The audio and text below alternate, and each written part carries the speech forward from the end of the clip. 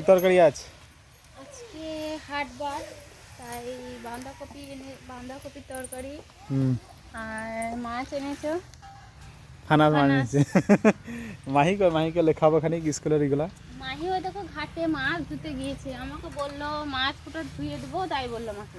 বাবা বড় হয়ে গেছে না অনেক। হ্যাঁ।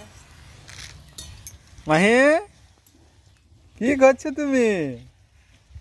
তুমি অনেক বড় হয়ে গিয়েছো। কি করছো তুমি? শোনো মা, মাছ ধুচ্ছ? বাবারে বাবারে, তো মা বলেছে তোমাকে মাছ ধুচ্ছে না নিজে নিজে ধুচ্ছ? নিজে নিজে? বাহ, শোনা মা অনেক বড় হয়ে গিয়েছো। কোথাও মুক্তি দেখে একবার।